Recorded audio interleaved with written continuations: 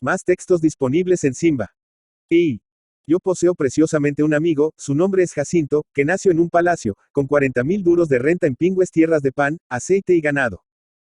Desde la infancia, durante la cual, su madre, señora gorda y crédula detrás, os, montes, repartía, para retener las hadas benéficas, hinojo y ámbar, Jacinto fue siempre más resistente y sano que un pino de las dunas. Un lindo río, murmurador y transparente, con un lecho muy liso de arena muy blanca, reflejando apenas pedazos lustrosos de un cielo de verano o ramajes siempre verdes y de buen aroma, no ofrecería, a aquel que lo descendiese en una barca llena de almohadas y de champagne helado, más dulzuras y facilidades de lo que la vida ofrece a mi camarada Jacinto. No tuvo sarampión ni tuvo lombrices. Nunca padeció, ni aun en la edad en que se leen Balzac y Musset, los tormentos de la sensibilidad.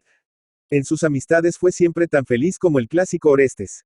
Del amor solo experimentara la miel, esa miel que el amor invariablemente concede a quien lo practica, como las abejas, con ligereza y movilidad. Ambición, sintiera solamente la de comprender bien las ideas generales, y la punta de su intelecto, como dice el viejo cronista medieval, no estaba aún Roma ni herrumbrosa. Y, sin embargo, desde los 28 años, Jacinto ya se venía impregnando de Schopenhauer, del Eclesiastés, de otros pesimistas menores, y 3, 4 veces por día, bostezaba, con un bostezo hondo y lento, pasando los dedos finos sobre la faz, como si en ella solo palpase palidez y ruina. ¿Por qué? Era él, de todos los hombres que conocí, el más complejamente civilizado, o antes aquel que se nutriera de la más vasta suma de civilización material, ornamental e intelectual. En ese palacio, floridamente llamado el Jazminero, que su padre, también Jacinto, construyera sobre una honesta casa del siglo XVII, solada de pino y blanqueada de cal, existía, creo yo, todo cuanto para bien del espíritu o de la materia, los hombres han creado, a través de la incertidumbre y del dolor, desde que abandonaran el valle feliz de Septa, Sindhu, la tierra de las aguas fáciles, el dulce país ariano. La biblioteca, que en 2 salas amplias y claras, como plazas, llenaba las paredes, enteramente, desde las alfombras de caranaña hasta el techo del cual, alternadamente, a través de cristales, el sol y la electricidad vertían una luz estudiosa y calma, contenía 25.000 volúmenes, instalados en ébano, magníficamente revestidos de marroquín escarlata. Solo sistemas filosóficos, y con justa prudencia, para ahorrar espacio, el bibliotecario apenas coleccionara los que irreconciliablemente se contradicen, había 1817. Una tarde que yo deseaba copiar un dictamen de Adam Smith, recorrí, buscando a este economista, a lo largo de los estantes, 8 metros de economía política. Así se hallaba formidablemente abastecido mi amigo Jacinto de todas las obras esenciales de la inteligencia, y de la estupidez. El único inconveniente de este monumental almacén del saber era que todo aquel que allí penetraba, adormecíase inevitablemente, por causa de las poltronas, que provistas de finas planchas móviles para sustentar el libro, el cigarro, el lápiz de las notas, la taza de café, ofrecían aún una combinación oscilante y flácida de almohadas, en donde el cuerpo encontraba luego, para mal del espíritu, la dulzura, la profundidad y la paz estirada de un lecho. Al fondo, y como un altar mayor, era el gabinete de trabajo de Jacinto. Su sillón, grave y abacial, de cuero, con blasones, databa del siglo XIV, y en torno de él pendían numerosos tubos acústicos que, sobre los revestimientos de seda color de musgo y color de hiedra, parecían serpientes adormecidas y suspensas en un viejo muro de quinta. Nunca recuerdo sin asombro su mesa, recubierta toda de sagaces y sutiles instrumentos para cortar papel, numerar páginas, pegar sellos, afilar lápices, raspar enmiendas, imprimir fechas, derretir lacres, atar documentos, coleccionar cuentas. Unos de níquel, otros de acero, rebrillantes y fríos, todos eran de un manejo laborioso y lento. Algunos, con los muelles rígidos, las puntas vivas, cortaban y herían. Y en las largas hojas de papel Watman en que él escribía, y que costaban 3 pesetas, yo, a las veces sorprendí gotas de sangre de mi amigo. Pero todos los consideraba indispensables para componer sus cartas. Jacinto no componía obras, así como los 35 diccionarios, y los manuales, y las enciclopedias, y las guías, llenando un estante aislado, fino, en forma de torre, que silenciosamente giraba sobre su pedestal, y que yo denominara el farol. Lo que, a pesar de todo, más completamente imprimía a aquel gabinete un portentoso carácter de civilización eran los grandes aparatos facilitadores del pensamiento, la máquina de escribir, los autocopistas, el telégrafo Morse, el fonógrafo, el teléfono, el teatrófono, otros aún, todos con metales lucidos, todos con largos hilos. Constantemente sonidos cortos y secos vibraban en el aire tibio de aquel santuario. Tic, tic, tic. Delin, delin, delin. Crack, crack, crack. TRRRE, TRRRE. Era mi amigo comunicando. Todos esos hilos ambulíanse en fuerzas universales, transmitían fuerzas universales, las cuales, no siempre, desgraciadamente, se conservaban domadas y disciplinadas. Jacinto había recogido en el fonógrafo la voz del consejero Pinto Porto, una voz oracular y rotonda, en el momento de exclamar con respeto, con autoridad. Maravillosa invención. ¿Quién no admirara los progresos de este siglo? Pues en una dulce noche de San Juan, mi supercivilizado amigo, deseando que unas señoras parientes de Pinto Porto, las amables Goubellas, admirasen el fonógrafo, hizo romper de la bocina del aparato, que parecía una trompa, la conocida voz rotonda y oracular. ¿Quién no admirara los progresos de este siglo? Mas, inhábil o brusco, ciertamente desconcertó alguna rueda vital, porque, de repente, el fonógrafo comienza a repetir, sin descontinuación, interminablemente, con una sonoridad cada vez más rotonda, la sentencia del consejero. ¿Quién no admirara los progresos de este siglo? De balde, Jacinto, pálido, con los dedos trémulos, torturaba el aparato. La exclamación recomenzaba, sonaba, oracular y majestuosa. ¿Quién no admirara los progresos de este siglo? Enfadados, lo llevamos para una sala distante, pesadamente revestida de tapices de arrás. En vano. La voz de Pinto Porto allí estaba, entre los tapices de arrás, implacable y rotonda. ¿Quién no admirara los progresos de este siglo? Furiosos, enterramos una almohada en la boca del fonógrafo. Tiramos por encima mantas, cobertores espesos, para sofocar la voz abominable. En vano. Bajo la mordaza, bajo las gruesas lanas, la vez ronqueaba, sorda, más oracular. ¿Quién no admirara los progresos de este siglo? Las amables Goubellas habían huido, apretando desesperadamente los chales sobre la cabeza. Hasta a la cocina, en donde nos refugiamos, la voz descendía, estrangulada y dificultosa. ¿Quién no admirara los progresos de este siglo? Fuimos empavorecidos a la calle. Era de madrugada. De vuelta de las fuentes, un fresco bando de rapazas, con brazados de flores, pasaba cantando. Todas las hierbas son benditas en mañana de San Juan. Jacinto, respirando el aire matinal, limpiábase las gotas lentas del sudor. Recogímonos al jazminero, con el sol ya alto, ya caliente. Muy en silencio abrimos las puertas, como con recelo de despertar a alguien. Horror. Luego de la antecámara, percibimos sonidos estrangulados, gangosos, admirara. Progresos. Siglo, un electricista tuvo que enmudecer al fin aquel fonógrafo horrendo. Más apacible, para mí de lo que ese gabinete, temerosamente repleto de civilización, era el comedor, por su arreglo comprensible, fácil e íntimo. En la mesa solo cabían 6 amigos, que Jacinto escogía con cierto buen criterio, en la literatura, en el arte y en la metafísica, los cuales, entre los tapices de arrás, representando colinas, pomares y puertos de la Tica, llenos de clasicismo y de luz, renovaban allí repetidamente banquetes que, por su intelectualidad, recordaban los de Platón. Cada golpe de tenedor se cruzaba con un pensamiento o con palabras diestramente arregladas en forma de tal. A cada cubierto correspondían 6 tenedores, todos con formas de semejantes y taimadas. Uno para las ostras, otro para el pescado, otro para las carnes, otro para las legumbres, otro para la fruta, otro para el queso. Las copas, por la diversidad de los contornos y de los colores, hacían, sobre el mantel más reluciente que esmalte, como ramilletes silvestres desparramados por encima de la nieve. Pero Jacinto y sus filósofos, recordando lo que el experimentado Salomón enseña sobre las ruinas y amarguras del vino, bebían apenas en 3 gotas de agua una gota de Bordeaux-Chateaubriand, 1860. Así lo recomendaban Hesiodo en su Nereu, y Diocles en sus abejas. De aguas había siempre en el jazminero un lujo redundante. Aguas heladas, aguas carbonatadas, aguas esterilizadas, aguas gaseadas, aguas de sales, aguas minerales, en botellas serias, con tratados terapéuticos impresos en el rótulo. El cocinero, maestro Sardao, era de aquellos que Anaxágoras equiparaba a los retóricos, a los oradores, a todos los que saben el arte divino de temperar y servir la idea. En Sibaris, ciudad del vivir excelente, los magistrados habrían votado al maestro Sardao, por las fiestas de Juno Lacina, la corona de hojas de oro y la túnica milesia, que se debía a los bienhechores cívicos. Su sopa de alcachofa y huevas de carpa, sus filetes de venado, macerados en viejo madeira con purri de nueces, sus moras heladas en éter, otros manjares aún, numerosos y profundos, y los únicos que toleraba mi Jacinto, eran obras de un artista, superior por la abundancia de las ideas nuevas, y juntaban siempre la raridad del sabor a la magnificencia de la forma. Tal plato de ese maestro incomparable parecía, por la ornamentación, por la gracia florida de las labores, por el convenio de los coloridos frescos y cantantes, una joya esmaltada por el cincel de Cellini o Meurice. Cuántas tardes no deseé yo fotografiar aquellas composiciones de excelente fantasía, antes que el trinchante las derribase. Y esta superfinidad del comer condecia deliciosamente con la del servir. Sobre una alfombra, más fofa y muelle que el musgo de la floresta de Broselandia, deslizábanse, como sombras vestidas de blanco, 5 criados y un paje negro, a la manera vistosa del siglo XVIII.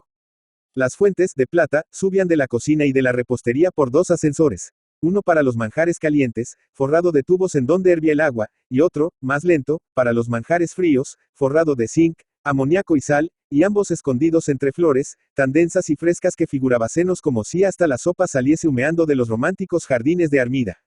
Me acuerdo perfectamente de un domingo de mayo en que, comiendo con Jacinto un obispo, el erudito obispo de Corazín, se atascó el pescado en el medio del ascensor, siendo necesario que acudiesen albañiles con palancas para extraerlo. 2. En las tardes en que había banquete de Platón, que así denominábamos esas fiestas de truchas e ideas generales, yo, vecino e íntimo, aparece al declinar el sol, y subía familiarmente a las habitaciones de nuestro Jacinto, en donde le hallaba siempre incierto entre sus levitas, porque las usaba alternadamente, de seda, de paño, de franelas Jaeger y de foulard de las Indias. El cuarto respiraba el frescor y aroma del jardín por 2 vastas ventanas, obliteradas magníficamente, aparte de las cortinas de seda muelle Luis XV, de una vidriera interior de cristal entero, de un toldo arrollado en el cimacio, de un estor de seda floja, de gasas que se fruncian y se enroscaban como nubes y de una celosia móvil de gradería morisca. Todos estos resguardos, sabia invención de Holland y C. de Londres, servían para resguardar la luz y el aire, según los avisos de termómetros, barómetros e higrómetros, montados en ébano, y a los cuales un meteorologista, Cuña Guedes, todas las semanas venía a verificar la precisión. Entre estas 2 ventanas destacaba la mesa de toilet, una mesa enorme, de vidrio, toda de vidrio, con el fin de hacerla impenetrable a los microbios, y cubierta de todos esos utensilios de aseo y aliño que el hombre del siglo XIX necesita en una capital para no desentonar en el conjunto suntuario de la civilización. Cuando nuestro Jacinto, arrastrando sus ingeniosas chinelas de pellico y seda, se acercaba a esta ara, yo, bien repantigado en un diván, abría con indolencia una revista, ordinariamente la revista electropática, o la de las indagaciones físicas. Jacinto comenzaba. Cada uno de esos utensilios de acero, de marfil, de plata, imponían a mi amigo, por la influencia omnipoderosa que las cosas ejercen sobre el dueño, sunt tyrannia rerum, el deber de utilizarlo con aptitud y deferencia. Así que las operaciones del alindamiento de Jacinto presentaban la prolijidad, reverente e insuprimible, de los ritos de un sacrificio. Comenzaba por el cabello. Con un cepillo chato, redondo y duro acamaba el cabello, liso y rubio, en lo alto, a los lados de la raya. Con un cepillo estrecho y recurvo, a la manera del alfanje de un persa, ondeaba el cabello sobre la oreja. Con un cepillo cóncavo, en forma de teja, empastaba el cabello, por detrás, sobre la nuca. Respiraba y sonreía. Después, con un cepillo de largas cerdas, fijaba el bigote. Con un cepillo leve y flácido incurvaba las cejas. Con un cepillo hecho de pluma regularizaba las pestañas. Y de esta manera Jacinto permanecía delante del espejo, pasando pelo sobre su pelo, unos 14 minutos. Peinado y cansado, iba a purificar las manos. 2 criados, al fondo, maniobraban con pericia y vigor los aparatos del lavatorio, que era apenas un resumen de la maquinaria monumental de la sala de baño.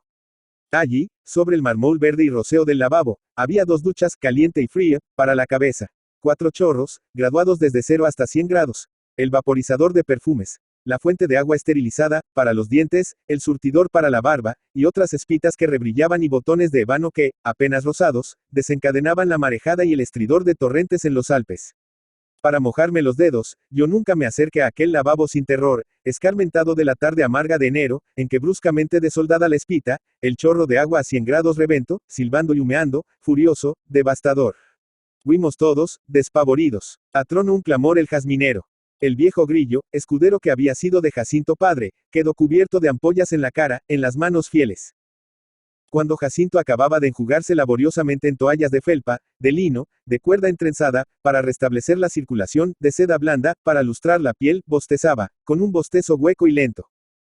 Era este bostezo, perpetuo y vago, lo que nos inquietaba a nosotros, sus amigos y filósofos.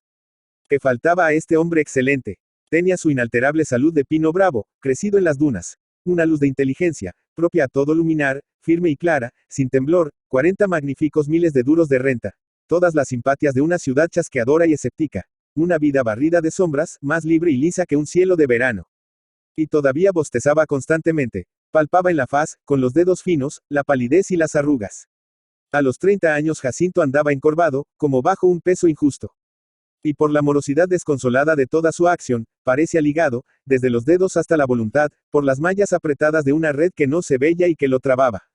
Era doloroso testimoniar el hastio con que para apuntar una dirección tomaba su lápiz neumático, su pluma eléctrica, o para llamar al cochero echaba mano del tubo telefónico.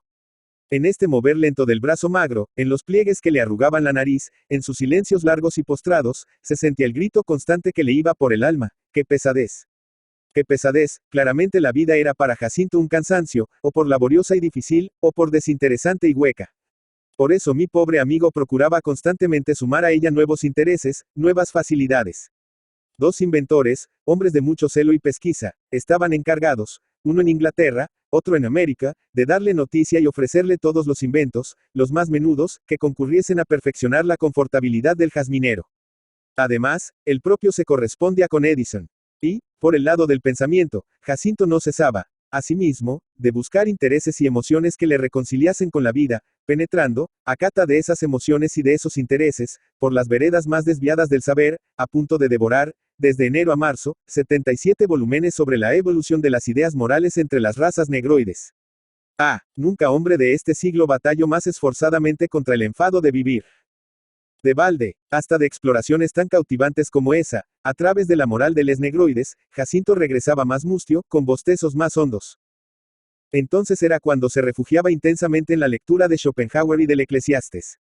¿Por qué? Sin duda, porque entrambos pesimistas lo confirmaban en las conclusiones que él sacaba de una experiencia paciente y rigurosa, que todo es vanidad o dolor, que cuanto más se sabe más se pena, y que haber sido rey de Jerusalén y obtenido los goces todos en la vida, solo lleva a mayor amargura, más porque rodara hacia tan oscura desilusión el saludable, rico, sereno e intelectual Jacinto. El viejo escudero Grillo pretendía que S.E. sufría de hartura. 3. Justamente después de ese invierno, durante el cual se embreñara en la moral de los negroides e instalara la luz eléctrica en los arbolados del jardín, sucedió que Jacinto tuvo la necesidad moral ineludible de partir para el norte, a su viejo solar de Torges. Jacinto no conoce a Torges. Se preparó durante 7 semanas para esa jornada agreste. La quinta queda en las sierras y la ruda casa solariega, en donde aún resta una torre del siglo XV, Jayabase ocupada hacia 30 años por los caseros, buena gente de trabajo, que comía el caldo entre la humareda del lar y extendía el trigo a secar en las salas señoriales. Jacinto, en los comienzos de marzo, escribió cuidadosamente a su procurador Sousa, que habitaba la aldea de Torges, ordenándole que compusiese los tejados, encalase los muros, envidriase las ventanas. Después mandó expedir, por medios de rápida conducción, en cajones que trasponían con trabajo los portones del jazminero, todos los confortes necesarios a 2 semanas de montaña, camas de plumas, poltronas, divanes, lámparas de carcel, bañeras de níquel, tubos acústicos para llamar a los criados, alfombras persas para ablandar los suelos. Uno de los cocheros partió con un cupe, una victoria, un break, mulas y cascabeles. Al cabo de un tiempo, fue el cocinero con la batería, la botillería, la heladora, una gran cantidad de trufas, cajas profundas de aguas minerales. Desde el amanecer, en los anchos patios del palacio, se clavaba, se martillaba, como en la construcción de una ciudad. El bagaje, desfilando, recordaba una página de Heródoto al narrar la invasión persa. Jacinto enmagreció con los cuidados de aquel éxodo. Por fin partimos en una mañana de junio, con Grillo y 37 maletas. Yo acompañaba a Jacinto, en mi camino para Guiáes, donde vive una tía mía, a una legua larga de Torges. Íbamos en un vagón reservado, entre vastas almohadas, con perdices y champán en un cesto. A mitad de la jornada debíamos cambiar de tren, en esa estación que tiene un nombre sonoro en olla, y un tan suave y candido jardín de rosales blancos. Era domingo de inmensa polvareda y sol, y encontramos allí, llenando el andén estrecho, todo un pueblo festivo que venía de la romería de San Gregorio de la Sierra. Para realizar aquel trasbordo, en tarde de fiesta, el horario solo nos concedía 3 minutos avaros. El otro tren ya esperaba, junto al cobertizo, impaciente y silbando. Una campana badajeaba con furor, y sin casi atender a las lindas mozas que allí se bamboneaban, en bandos, encendidas, con pañuelos flameantes, el seno vasto cubierto de oro, y la imagen del santo espetada en el sombrero, corrimos, empujamos, saltamos para el otro vagón, ya reservado, marcado por un cartón con las iniciales de Jacinto.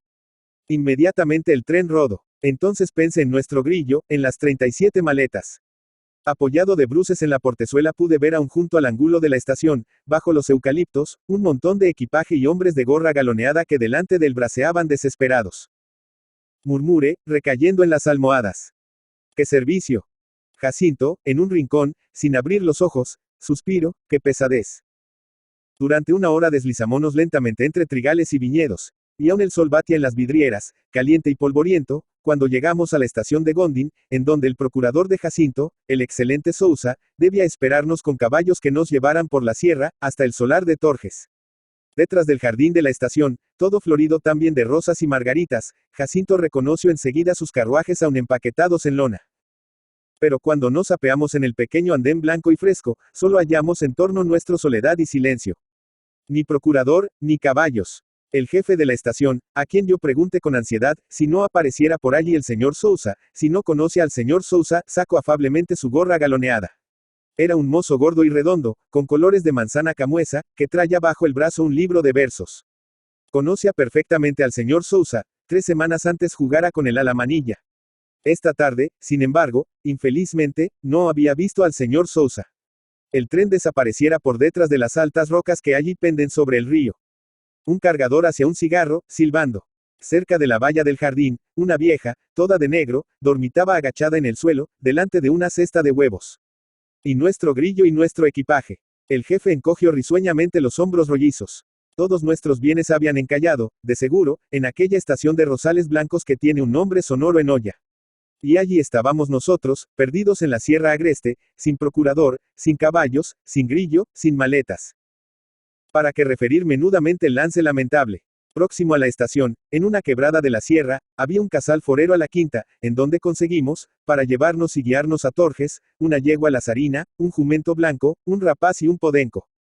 Y allí comenzamos a trepar, desazonadamente, esos caminos agrestes, los mismos, quizá, por donde iban y venían, de monte a río, los jacintos del siglo XV. Pasado un tremulo puente de madera que atraviesa un riachuelo todo quebrado por peñas, y donde abunda la trucha adorable, nuestros males olvidaronsenos ante la inesperada, incomprensible belleza de aquella bendita sierra. El divino artista que ésta en los cielos compusiera, ciertamente, ese monte en una de sus mañanas de más solemne y bucólica inspiración. La grandeza era tanta como la gracia. Decir los valles fofos de verdura, los bosques casi sacros, los pomares olorosos y en flor, la frescura de las aguas cantantes, las ermitas blanqueando en los altos, las rocas musgosas, el aire de una dulzura de paraíso, toda la majestad y toda la lindeza, no es para mí, hombre de pequeño arte. Ni creo que fuese para el maestro Horacio. ¿Quién puede decir la belleza de las cosas, tan simple e indecible? Jacinto, delante, en la yegua torda, murmuraba, ¡ah, qué belleza! Yo atrás, en el burro, con las piernas sueltas, murmuraba, ¡ah, qué belleza! Los expertos regatos reían, saltando de roca en roca. Finos ramos de arbustos floridos rozaban nuestras caras, con familiaridad y cariño. Durante largo tiempo, un mirlo no siguió de chopo para castaño, silbando nuestros loores.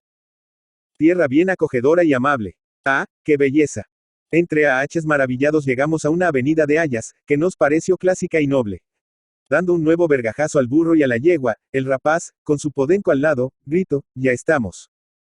Y al fondo de las hayas había, en efecto, un portal de quinta, al cual un escudo de armas de vieja piedra, roída de musgo, señoreaba grandemente.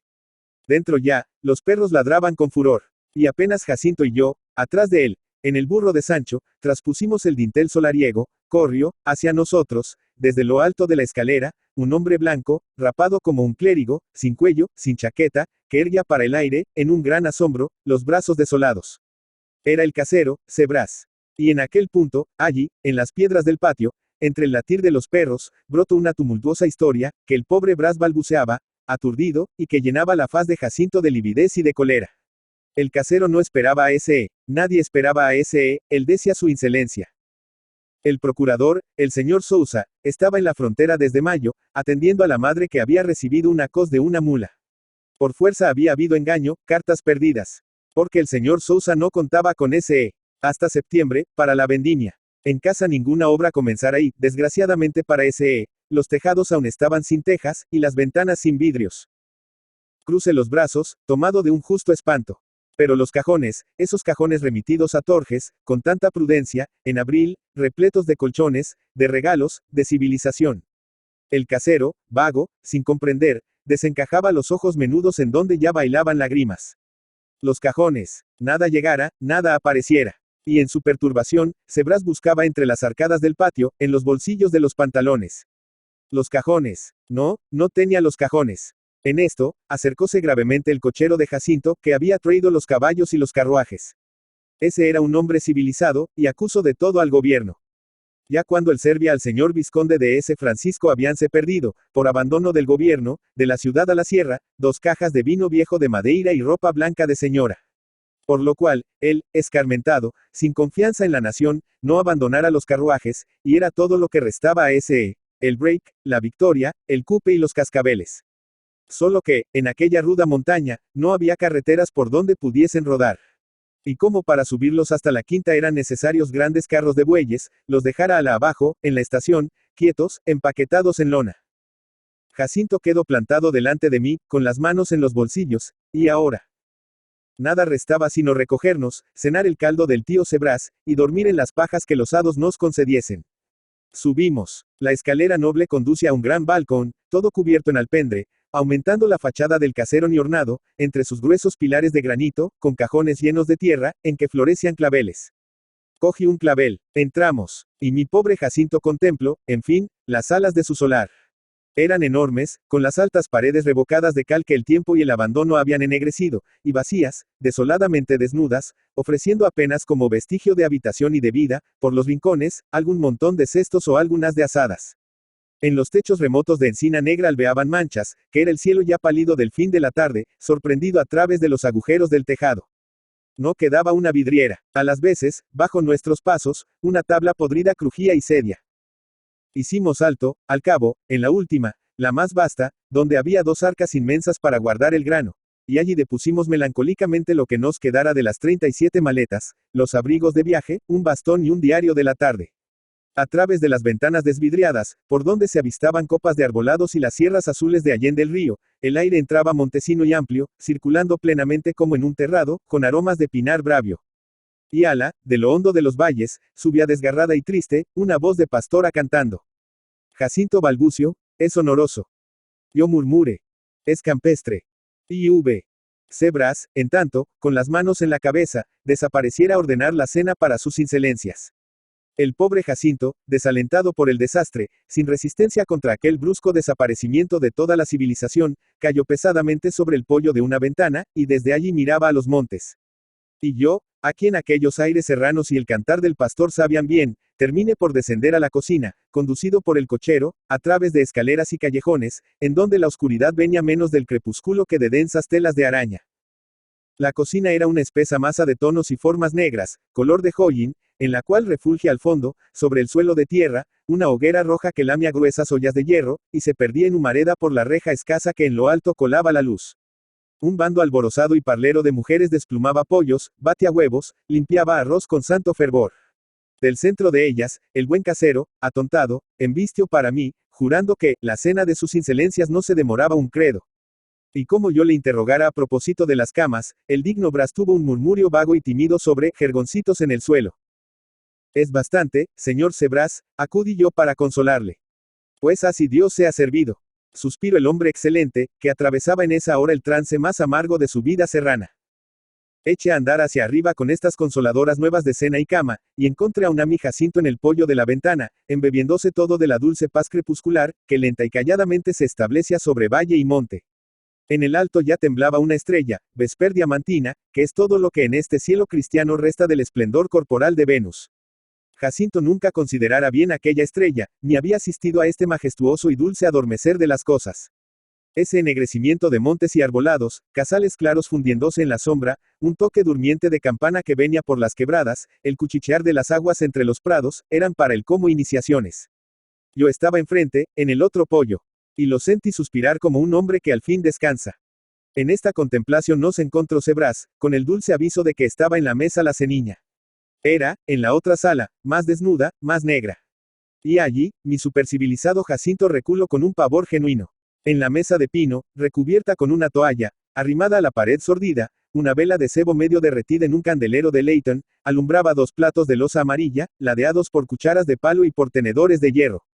Los vasos, de vidrio grueso y empañados, conservaban el tono rojo del vino que por ellos pasara en hartos años de hartas vendimias. El platillo de barro con las aceitunas, deleitaria, por su sencillez atica, el corazón de Diógenes. En el ancho pan de maíz estaba clavado un cuchillo. Pobre Jacinto. Mas al fin se sentó resignado, y mucho tiempo pensativamente refregó con su pañuelo el tenedor negro y la cuchara de palo.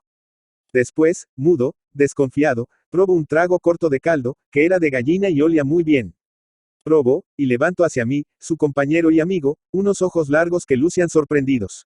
Volvió a sorber una cucharada de caldo, más llena, más lenta. Y sonrió, murmurando con espanto. Está bueno. Estaba realmente bueno. Tenía hígado y mollejas. Su perfume enternecia. Yo lo ataqué 3 veces con energía, pero fue Jacinto el que raspó la sopera. Luego, separando el pan y separando la vela, el buen Sebras puso en la mesa una fuente vidriada, que desbordaba de arroz con habas. A pesar de que la haba que los griegos llamaran ciboria, pertenece a las épocas superiores de la civilización, y promovía tanto la sapiencia que había en Sicio, en Galacia, un templo dedicado a Minerva Ciboriana, Jacinto siempre detestara las habas. Probó, sin embargo, una cucharada, tímido. De nuevo sus ojos, alargados por el asombro, buscaron los míos. Otra cucharada, otra concentración. Y he ahí que mi dificilísimo amigo exclama. Está óptimo. Eran los aires picantes de la sierra. Era el arte delicioso de aquellas mujeres, que, abajo, removían las ollas, cantando el viva mi bien. No sé, más los loores de Jacinto a cada plato fueron ganando en amplitud y firmeza. Y delante del pollo amarillo, asado en el espeto de palo, termino por gritar. Está divino. Nada, sin embargo, le entusiasmo como el vino cayendo de alto, de la gruesa colodra verde, un vino gustoso, penetrante, vivo, caliente, que tenía en sí más alma que mucho poema o libro santo. Viéndole poner a la luz de cebo el vaso rudo, orlado de espuma, yo recordaba el día geórgico en que Virgilio, en casa de Horacio, bajo la enramada, cantaba el fresco pajizo de la rética. Y Jacinto, con un color que yo nunca le había visto en su palidez chuponjaurica, susurró luego el dulce verso. Retica quo te carmina dicat. Quien dignamente te cantara, vino de aquellas sierras. Así comimos deliciosamente, bajo los auspicios de Sebras. Y después volvimos para las alegrías únicas de la casa, para las ventanas desvidriadas, a contemplar silenciosamente un suntuoso cielo de verano, tan lleno de estrellas que todo él parece una densa polvareda de oro vivo, suspensa, inmóvil, por encima de los montes negros. Como yo observe a Jacinto, en la ciudad nunca se miran los astros por causa de los faroles, que los ofuscan. Y por eso nunca podemos entrar en una completa comunión con el universo. El hombre, en las capitales, pertenece a su casa o, si lo impelen fuertes tendencias de sociabilidad, a su barrio. Todo lo aísla y lo separa de la restante naturaleza. Las casas obstructoras de 6 pisos, el humo de las chimeneas, el rodar moroso y grueso de los ómnibus, la trama encarceladora de la vida humana. Pero qué diferencia en la cima de un monte, como Torjes. Ahí todas esas bellas estrellas miran para nosotros de cerca, rebrillando, a la manera de ojos conscientes. Unas fijamente, con sublime indiferencia. Otras, ansiosamente, con una luz que palpita, una luz que llama, como si tentasen revelar sus secretos o comprender los nuestros. Es imposible no sentir una solidaridad perfecta entre esos inmensos mundos y nuestros pobres cuerpos. Todos somos obra de la misma voluntad. Todos vivimos de la acción de esa voluntad inmanente. Todos, por tanto, desde los Uranos hasta los Jacintos, constituimos modos diversos de un ser único, y a través de sus transformaciones sumamos una misma unidad. No hay idea más consoladora que esta, que yo, y tú, y aquel monte, y el sol que ahora se esconde, somos moléculas del mismo todo, gobernadas por la misma ley, rodando para el mismo fin. Desde luego se sumen las responsabilidades torturantes del individualismo. Que somos nosotros, formas sin fuerza, que una fuerza impele. Hay un descanso delicioso en esta certeza, aunque fugitiva, de que se es el grano de polvo irresponsable y pasivo que va llevado en el viento, o la gota perdida en el torrente. Jacinto concordaba, sumido en la sombra. Ni él ni yo sabíamos los nombres de esos astros admirables. Yo, por causa de la maciza e indesbastable ignorancia de bachiller, con que salí del vientre de Coimbra, mi madre espiritual, Jacinto, porque en su poderosa biblioteca tenía 318 tratados sobre astronomía.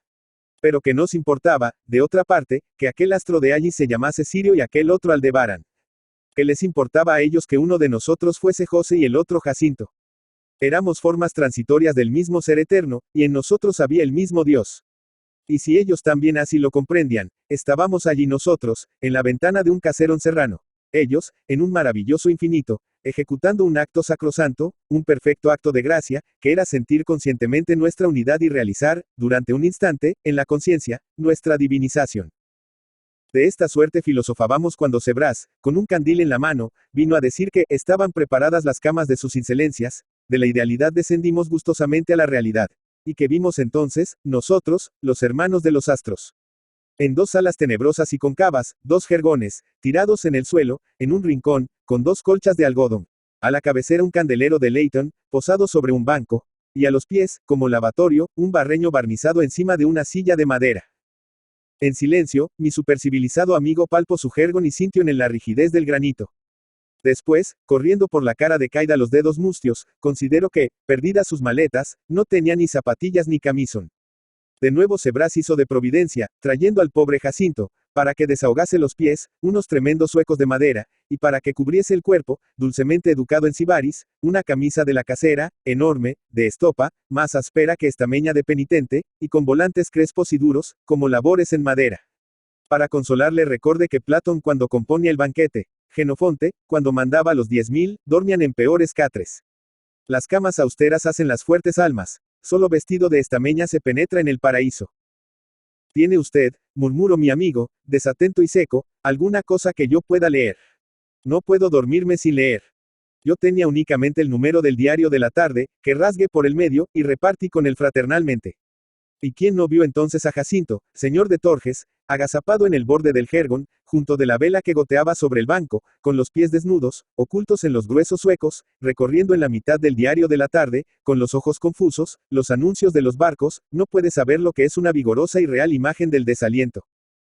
Así lo deje, y de allí a poco, extendido a sí mismo en mi jergón, también espartano, subía, a través de un sueño jovial y erudito, al planeta Venus, donde encontraba, entre los olmos y los cipreses, en un vergel, a Platón y Sebras, en alta camaradería intelectual, bebiendo el vino de Retica por los vasos de Torges. Emprendimos los tres bruscamente una controversia sobre el siglo XIX. A lo lejos, por entre una floresta de rosales más altos que encinas, albeaban los mármoles de una ciudad y resonaban cantos sacros. No recuerdo lo que Jenofonte sustentó acerca de la civilización y del fonógrafo. De repente, todo se turbó por negras nubes, a través de las cuales yo distinguí a Jacinto, huyendo en un burro que impelia furiosamente con los tacones, con una bardasca, con gritos, en la dirección del jazminero. Muy temprano, de madrugada, sin rumor, para no despertar a Jacinto que, con las manos sobre el pecho, dormía plácidamente, partí para Guiáes. Y durante 3 quietas semanas, en aquella villa donde se conservan los hábitos y las ideas del tiempo del rey Don Dinis, no supe de mi desconsolado amigo, que de cierto había huido de sus techos agujereados y reentrar en la civilización. Después, en una abrasada mañana de agosto, desciendo de Guiáes, tomo de nuevo la avenida de las Hayas y llego al portalón solariego de Torges, entre el furioso latir de los perros. La mujer de Sebras apareció alborozada a la puerta de la bodega. Y su nueva fue que el señor don Jacinto, en Torges, mi amigo tenía don, andaba a la abajo, con Sousa, en los campos de Freisomil. Entonces, aún anda por aquí el señor don Jacinto. Su insolencia aún estaba en Torges, y su insolencia quedaba para la vendimia. Justamente reparaba en que las ventanas del solar tenían vidrieras nuevas, y a un lado del patio posaban baldes de cal, una escalera de albañil quedara arrimada contra la baranda, y en un cajón abierto, aún lleno de paja de embalar, dormían 2 gatos. Y Grillo, apareció. El señor Grillo está en el pomar, a la sombra. Bien. ¿Y las maletas? El señor don Jacinto ya tiene su saquiño de cuero. Loado sea Dios. Jacinto estaba, en fin, provisto de civilización. Subí contento. En la sala noble, donde el suelo fuera recompuesto y fregado, encontré una mesa cubierta de hule, aparadores de pino con losa blanca, de barcelos, y sillas de paja, orillando las paredes muy encaladas, que daban una frescura de capilla nueva. Al lado, en otra sala, también de brillante blancura, había el conforto inesperado de 3 sillones de paja de madeira, con brazos largos y almohadones de algodón. Sobre la mesa de pino, el papel, el candelero de aceite, las plumas de pato espetadas en un tintero de fraile, parecían preparadas para un estudio calmo y dichoso de humanidades. Y en la pared, suspendido por 2 clavos, un estante contenía 4 o 5 libros, ojeados y usados. Don Quijote, un Virgilio, una historia de Roma. Las crónicas de Froissart. La pieza contigua era ciertamente el cuarto de don Jacinto, un cuarto claro y casto de estudiante, con un catre de hierro, un lavabo de hierro, la ropa colgada en perchas toscas. Todo resplandecía de aseo y orden. Las maderas de los ventanales, cerradas, defendían del sol de agosto, que escaldaba fuera los balcones de piedra. Del suelo, rociado de agua, subía una frescura consoladora. En un viejo vaso azul un ramo de claveles alegraba y perfumaba. No había un rumor. Torges dormía en el esplendor de la siesta. Y envuelto en aquel reposo de convento remoto, terminé por extenderme en un sillón de paja junto a la mesa, abrí languidamente el Virgilio, y murmure. Fortunat Jacinte, tu inter arba nota et fonte sacros frigus captatis opacum. Ya casi irreverentemente adormeciera sobre el divino bucolista, cuando me despertó un grito amigo. Era Jacinto. E inmediatamente le comparé a una planta medio mustia y decolorada en la oscuridad, que había sido profusamente regada y reviviera en pleno sol. No andaba encorvado. Sobre su palidez de supercivilizado, el aire de la sierra o la reconciliación con la vida habíanle dado un tono moreno y fuerte, que le virilizaba soberbiamente. De los ojos, que en la ciudad le había conocido, siempre crepusculares, saltaba ahora un brillo de mediodía, decidido y dilatado, que entraba francamente en la belleza de las cosas. Ya no pasaba las manos mustias sobre la faz, batía con ellas fuertemente en el muslo. Qué sé yo, era una reencarnación. Y todo lo que me contó, pisando alegremente con los zapatos blancos el suelo, fue que, al cabo de 3 días, en Torges, se sintiera como serenado, mandó comprar un colchón blando, reunió 5 libros nunca leídos, y allí estaba. Para todo el verano. Para siempre. Y ahora, hombre de las ciudades, ven a almorzar unas truchas que yo pesque, y comprende al fin lo que es el cielo. Las truchas eran, en efecto, celestes. Apareció también una ensalada de coliflor y vainas, y un vino blanco de azáes. Quien condignamente os cantara, manjares y bebidas de aquellas sierras. A la tarde, paseamos por los caminos, costeando la vasta quinta, que va de valles a montes. Jacinto parábase a contemplar con cariño los altos maizales. Con la mano abierta y fuerte batía en el tronco de los castaños, como en las espaldas de amigos recuperados. Todo hilo de agua, toda colina de hierba, todo pie de viña le ocupaba como vidas filiales por las cuales fuese responsable. Conoce a ciertos mirlos que cantaban en ciertos chopos. Exclamaba enternecido. ¡Qué encanto, la flor de trébol! A la noche, después de un cabrito asado en el horno, al que el maestro Horacio habría dedicado una oda, tal vez un Carmen heroico, conversamos sobre el destino y la vida. Yo cité, con discreta malicia, a Schopenhauer y al Eclesiastes. Jacinto levantó los hombros, con seguro desdén. Su confianza en esos dos hombres explicadores de la vida desapareciera, e irremediablemente, para no volver más, como una niebla que el sol esparce. Tremenda tontería, afirmar que la vida se compone meramente de una larga ilusión, y levantar un aparatoso sistema sobre un punto especial y estrecho de la vida, dejando fuera del sistema toda la vida restante, como una contradicción permanente y soberbia.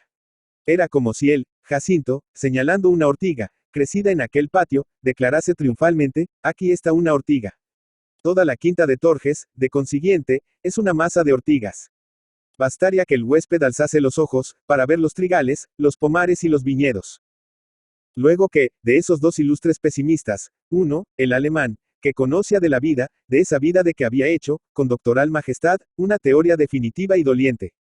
Todo lo que puede conocer quien, como este genial farsante, viviera 50 años en una lúgubre hospederia de provincia, levantando apenas los ojos del libro para conversar, en la mesa redonda, con los oficiales de la guarnición. Y el otro, el israelita, el hombre de los cantares, el muy pedantesco rey de Jerusalén, solo descubre que la vida es una ilusión a los 75 años, cuando el poder se le escapa de las manos trémulas, y su serrallo de 300 concubinas, se torna ridículamente superfluo a su osamenta rígida. Uno dogmatiza fúnebremente sobre lo que no sabe, y el otro, sobre lo que no puede. Más que cede a ese buen Schopenhauer una vida tan completa y llena como la de César, y a dónde iría a parar su Schopenhauerismo, que se restituya a ese sultán, ensuciado de literatura, que tanto edificó y profesor en Jerusalén, su virilidad, y en dónde está el Eclesiastes. Y por otra parte, ¿qué importa bendecir o maldecir la vida? Afortunada o dolorosa, fecunda o varía, es vida. Locos aquellos que, para atravesarla, se embozan desde luego en pesados velos de tristeza y desilusión, de suerte que en su camino todo les sea negrura, no solo las leguas realmente oscuras, mas también aquellas en que brilla un sol amable. En la tierra todo vive, y solo el hombre siente el dolor y la desilusión de la vida. Y tanto más se siente, cuanto más alarga y acumula la obra de esa inteligencia que lo hace hombre, y que lo separa del resto de la naturaleza, impensante e inerte. En el máximum de la civilización, experimenta el máximum de tedio. Así que la sabiduría está en retroceder hasta ese honesto mínimum de civilización, que consiste en tener un techo de choza, un pedazo de tierra, y el grano para sembrar en ella. En resumen, para recuperar la felicidad, es necesario regresar al paraíso, y quedarse quieto, con su hoja de parra, enteramente desguarnecido de civilización, contemplando al cordero dando saltos entre el tomillo, y sin procurar, ni con el deseo, el árbol funesto de la ciencia. Dixie. Escuchaba, asombrado, a este Jacinto novísimo. Era verdaderamente una resurrección, en el magnífico estilo de Lázaro. Al surge Etambula que le habían susurrado las aguas y los bosques de Torges, erguíase del fondo de la cueva del pesimismo, desembarazábase de sus americanas de Pool, Etambulabat, y comenzaba a ser dichoso. Yendo de retirada a mi cuarto, en aquellas horas honestas que convienen al campo y al optimismo, tomé entre las mías la mano ya firme de mi amigo, y pensando que al fin había alcanzado la verdadera realeza, le grité mis parabienes a la manera del moralista de Tibur. Vive et regna, fortunate Jacinte. De ahí a poco, a través de la puerta abierta que nos separaba, sentí una carcajada fresca, moza, genuina y consolada. Era Jacinto que leía el Don Quijote. Oh, bienaventurado Jacinto. Conservaba el agudo poder de criticar, y recuperaba el don divino de reír. 4 años van pasados. Jacinto aún habita Torges. Las paredes de su solar continúan bien encaladas, más desnudas. Por el invierno ponese un gabán de lana y enciende un brasero. Para llamar a Grillo a la moza, bate las manos, como hacia Catón. En sus deliciosos vagares, ya leyó la Ilíada. No se afeita. En los caminos silvestres, parase y habla con las criaturas. Todos los casales de la sierra le bendicen. Oigo que se va a casar con una fuerte, sana y bella rapaza de Guiáez. De seguro crecerá allí una tribu, que será grata al Señor. Como él, recientemente, me pidiera libros de su librería, una vida de Buda, una historia de Grecia y las obras de San Francisco de Sales, fui, después de estos 4 años, al jazminero desierto. Cada paso mío sobre los fofas alfombras de Caranania sonaba triste como en un cementerio. Todos los brocados estaban arrugados, resquebrajados. Por las paredes pendían, como ojos fuera de órbitas, los botones eléctricos de los timbres y de las luces. Y había vagos hilos de alambre, sueltos, enroscados, donde la araña regalada y reinando tejiera telas espesas. En la librería, todo el vasto saber de los siglos yacía en una inmensa mudez, debajo de una inmensa polvareda. Sobre los lomos de los sistemas filosóficos blanqueaba el moho. Vorazmente la polilla devastara las historias universales. Erraba allí un olor blando de literatura podrida. Y yo partí, con el pañuelo en la nariz, seguro de que en aquellos 20.000 volúmenes no restaba una verdad viva. Quise lavarme las manos, manchadas por el contacto con estos detritos de conocimientos humanos. Mas los maravillosos aparatos del lavatorio, de la sala de baño, herrumbrosos, tenaces, de soldados, no echaban una gota de agua. Y, como llovía en esa tarde de abril, tuve que salir al balcón y pedir al cielo que me lavase. Al bajar, penetré en el gabinete de trabajo de Jacinto, y tropecé en un montón negro de herrajes, ruedas, laminas, campanillas, tornillos. Entreabrí la ventana, y reconocí el teléfono, el teatrofono, el fonógrafo, otros aparatos, caídos de sus soportes, sordidos, deshechos, bajo el polvo de los años. Empuje con el pie esta basura del ingenio humano. La máquina de escribir, descubierta, con los agujeros negros marcando las letras desarraigadas, era como una boca desdentada. El telégrafo parece aplastado, enredado en sus tripas de alambre. En la trompa del fonógrafo, torcida, para siempre muda, revolvíanse cucarachas. Así yacían, tan lamentables y grotescas, aquellas geniales invenciones, que yo salí riendo, como de una enorme facecia, de aquel civilizado palacio. La lluvia de abril cesara. Los tejados remotos de la ciudad negreaban sobre un poniente de carmesí y oro. Y, a través de las calles más frescas, iba yo pensando que este nuestro magnífico siglo XIX se semejaría, un día, a aquel jazminero abandonado, y que otros hombres, con una certeza más pura de lo que es la vida y la felicidad, darán, como yo, con el pie en la basura de la civilización, y, como yo, reirán alegremente de la gran ilusión que quedara, inútil y cubierta de herrumbre. De seguro que, a aquella hora, Jacinto, en el balcón, en Torges, sin fonógrafo y sin teléfono, reentrado en la simplicidad, bella, bajo la paz lenta de la tarde, al temblar de la primera estrella, recogerse a la boyada entre el canto de los boyeros. José María Esa de Queiroz. José María de Esa de Queiroza. Póvoa de Barcim, 25 de noviembre de 1845, París, 16 de agosto de 1900, fue un escritor y diplomático portugués, considerado por muchos el mejor realista de su país en el siglo XIX. Entre otras novelas de reconocida importancia, destaca Los Maya. Con 16 años, en 1861, inició sus estudios de Derecho en la Universidad de Coimbra, donde trabó amistad con Antero de Quental y Teófilo Braga. Se licenció en 1866. Durante el último curso, se estrenó como escritor publicando una serie de 10 artículos, con el título general de Notas Marginales, en el diario Gaceta de Portugal. Dichos artículos, que serían más tarde recogidos en su libro Prosas Bárbaras, chocaron al público portugués por la novedad de su estilo. En 1866, concluidos sus estudios universitarios, se instaló en Lisboa, en casa de sus padres, y al año siguiente abrió despacho de abogado en la capital portuguesa. Continuó colaborando con la Gaceta de Portugal, aunque por un breve periodo, entre finales de 1866 y julio de 1867, residió en Évora, donde se ocupó de la dirección del diario local, Distrito de Évora. A finales de 1867 fue uno de los socios fundadores del Cenáculo, junto con Jaime Batalla Reis, José Fontana, Augusto Fuscini, Oliveira Martins, Ramalho Ortigao y Salomão Zaraga.